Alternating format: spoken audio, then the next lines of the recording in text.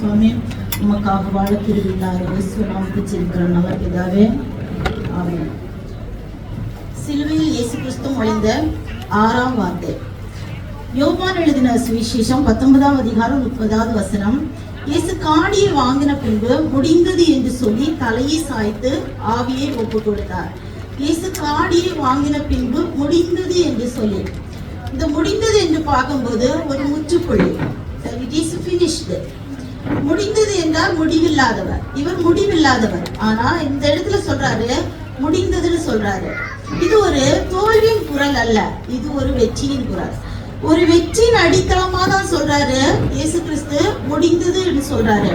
எதுக்கெல்லாம் முடிந்தது, எதெல்லாம் முடித்தார் அந்த சிலுவையில் பார்க்கும்போது எல்லாம் முடிந்ததுன்னு சொல்றாரு. ஃபர்ஸ்ட் என்ன சொல்றாரு, ஆதியாகமம் 3:15 சொல்லப்பட்டிருக்கிறது, உனக்கும் ஸ்திரீக்கும் உன் வித்துக்கும் அவள் வித்துக்கும் பகை உண்டாக்குவேர், அவர் உன் தலையை நசுக்குவார், நீ அவர் குதிகாலை நசுக்குவார்.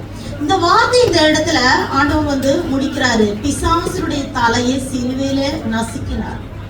அவருடைய கிரியைகள், அவருடைய செயல்கள் எல்லாமே அந்த சிலுவையில முடிந்தது. அந்த முற்றுப்புள்ளி ஆகிறத இதுக்கு மேல இல்ல. அதனுடைய அடித்தளமே அதான், இதுக்கு மேல ஒண்ணும் இல்ல. இவருடைய கிரியைகள் முற்றுமாக முடிக்கப்பட்டு விட்டது. ஆதாம் ஏவாள் பாவம் செய்த உடனே அந்த பிசாசானவர் அவங்களுக்குள்ள இருந்த தேவ மகிமையை திருடி சென்றார்.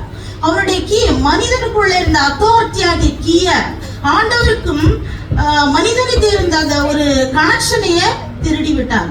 அந்த கீய இயேசு கிறிஸ்து முடிந்தது என்று சொல்லி இதோட முடிஞ்சிச்சு அப்படின்னு சொல்லிட்டு அந்த கீய, அந்த அத்தாரிட்டி எடுத்து மனிதனுக்கு திரும்பவும் தர்றாரு. அந்த மகிமையை திரும்பவும் ஆண்டவர் மனிதனுக்கு தருகிறார். இந்த இடத்துல பார்க்கும்போது மனிதனுக்கு அவமானங்கள், அந்த அவமானப்படுத்தப்பட்டு இருக்கப்பட்ட சூழ்நிலையில ஆண்டவர் என்ன பண்ணாரு, அந்த கீய, அந்த அத்தாரிட்டிய திரும்ப அவமானப்படுத்த சான்ஸே இல்லை அப்படின்னு சொல்லிட்டு அந்த இடத்துல ஒரு முற்றுப்புள்ளியை வைக்கிறாரு. நெக்ஸ்ட் பார்க்கும்போது எல்லா விதத்திலும் வெற்றி. ஜீசஸ் சிலுவையில வெற்றி சிறந்தார். அது போல நமக்கும் அந்த இடத்துல என்ன சொல்றாரு, வெற்றி, அந்த தோல்வியே இல்லைன்றதுதான் அதனுடைய ஒரு முற்றுப்புள்ளியின் அடையாளமா இருக்கிறது. யோசேப்பு பார்க்கும்போது அவன் சகோதரர்கள் புலியில தள்ளினாங்க, இதோட முடிந்தது, அவனை இனி அவ்வளவுதான் அப்படின்னு நினைச்சாங்க. ஆனா யோசேப்பு சகோதரர்களை பார்த்து திரும்ப எகிப்துல சொல்றாரு, நீங்கள் இப்படி பார்க்கிறபடி தேவன் எல்லாவற்றையும் நன்மையாக முடிய பண்ணினார். அப்போ நம்ம பிசாசு எப்பவுமே நம்மள முடிய பண்ணணும், முடிக்கணும், எல்லா விதத்திலும் நம்ம உடைஞ்சு போகணும், ஒண்ணுமே இல்லைன்னு நினைக்கும் போது ஆண்டவர் சொல்றாரு, முடிவில்லப்பா, இதுதான் துவக்கம், நான் உன் கூட இருக்கிறேன், சிலுவையில நான் உனக்காக எல்லாத்தையும் செய்து முடித்தேன், இதுதான் வெற்றி, உனக்கு வெற்றி தான் உன்னுடைய அடையாளம் என்று நம்ம பார்த்து சொல்கிறார். நெக்ஸ்ட் முடிந்தது என்று சொல்ற கிரேக்க மொழியில சொல்லும் போது தாயின்னு சொல்லுவாங்க. முழுமையாக செயலாற்றி நிறைவு செய்தல் என்று அர்த்தம். முழுமையாக செயலாற்றி, இதுக்கு மேல ஒண்ணும் செய்யறதுக்கு ஒண்ணும் இல்லை. ஜீசஸ் எல்லாத்தையும் சிலுவையில செய்து முடித்தார் என்பது. எபிரேய வார்த்தையில பார்க்கும்போது நிஷ்லாம்னு சொல்லும்போது இனி பூமியில் செய்வதற்கு எதுவும் இல்லை என்று அர்த்தமா. அப்ப இனி செய்யறதுக்கு ஒண்ணுமே இல்லை, எல்லாவற்றையும் நமக்காக இயேசு கிறிஸ்து செய்து முடித்தார். சங்கீதம் 22:14-17 சொல்லப்பட்டிருக்கிறது. ஒரு இயேசு கிறிஸ்துவின் அன்பையும் ஒரு தியாகத்தையும் இந்த இடத்துல சொல்லப்பட்டிருக்கிறது. இயேசு கிறிஸ்து நமக்காக செய்த தியாகம், அன்பை இந்த சிலுவையில நமக்கு வெளிப்படுகிறது. அதுல சொல்லப்பட்டிருக்கிறது, தண்ணீரை போல ஊற்றுண்டேன், என் எலும்புகள் எல்லாம் கட்டுவிட்டது, என் இருதயம் மெழுகு போலாகி என் குடல்களின் நடுவே உருகிச்சுன்னு சொல்லப்பட்டிருக்கிறது.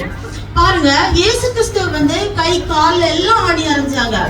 அவருடைய ரத்தம் சொட்டு சொட்டா கீழே போயிட்டே இருக்குது.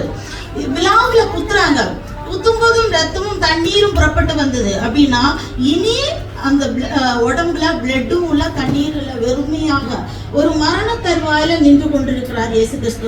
வாட்டர் அந்த பிளட் ஆர் த பாடி. அப்போ சிலுவையில பிளட்டும் இல்ல, வாட்டர் இல்ல, அப்படிங்கிற ஒரு ட்ரை சிச்சுவேஷன்ல சொல்றாரு அந்த இடத்துல. என் பேலன் ஓட்டை போல காய்ந்தது, என் நாவு மேல் வாயோட ஒட்டி கொண்டதுன்னு சொல்றாரு. என்னை மரண தூளிலே போடுகிறேன். இப்ப என் நாவு மேல் வாயோட ஒட்டி கொண்டது. நாவு வரலும் போது எவ்வளவு வறட்சி பாருங்க, உடம்புல ஒரு சொட்டு தண்ணி இல்ல, ரத்தம் இல்ல, அந்த நாவு பேசுறதுக்கு கூட முடியல. அந்த நேரத்துல சொல்றாரு முடிந்தது. அவர் நோக்கத்தை பிதா கொடுத்த பணி அந்த இடத்துல வந்து நிறைவேற்றி முடிக்கிறவரார அந்த இடத்துல சொல்றாரு, முடிந்ததுன்னு சொல்றாரு. ஒண்ணு பார்க்கும்போது மீட்பின் திட்டத்தை நிறைவேற்றி முடிக்கிறாரு. இயேசு கிறிஸ்து இந்த உலகத்துக்கு வந்ததே பாவிகளை ரட்சிக்க, நம்ம மீட்டுக் கொள்ள, ஆண்டவரோடு கூட வைத்துக் கொள்ள, நித்திய ஜீவனை தரும்படியாக இந்த உலகத்திலே வந்தார். அந்த காரியத்தை வந்து நிறைவேற்றி முடிக்கிறாரு. நெக்ஸ்ட் பார்க்கும்போது நம்முடைய பாவத்திலிருந்து, அடிமைத்தனத்திலிருந்து, சாபத்திலிருந்து, பிசாசின் கிரியைகளிலிருந்து நம்ம விடுதலை செய்ய இயேசு கிறிஸ்து வந்தது அந்த இடத்துல நிறைவேற்றி முடிக்கிறாரு. நமக்கு பரிபூர்ண ஜீவனை கொடுக்க அவர் என்ன சொல்றாரு, நானும் அவைகளுக்கு ஜீவன் உண்டாயிருக்கும், அது பரிபூர்ணப்படம் வந்தேன்னு சொல்றாரு. பரிபூர்ணத்தை கொடுக்கும்படியாக இயேசு கிறிஸ்து வந்தார். நெக்ஸ்ட் பார்க்கும்போது உலகத்துக்கு ஒரு மாதிரியை காண்பிக்கும்படியாக, அவ்வளவு சூழ்நிலையிலும் நமக்கு மன்னிப்பை தருகிறவராகவும் அவருடைய அன்பின் தியாகத்தை வெளிப்படுத்துகிறவராக சிலுவையிலே காணப்படுகிறார். நெக்ஸ்ட் பார்க்கும்போது மொத்த உலகத்தை ரட்சிக்கும்படியாக, அவருடைய அன்புக்குள்ளாக வைக்கும்படியாக வந்தது அந்த இடத்துல வந்து முடிந்ததுன்னு சொல்றாரு. அப்படின்னா நம்ம அதுக்கு மேல இதுக்கு மேல நீ பிசாசுக்கு அடிமை இல்ல, பாவத்துக்கு அடிமை இல்ல, நோய்க்கு அடிமை இல்ல,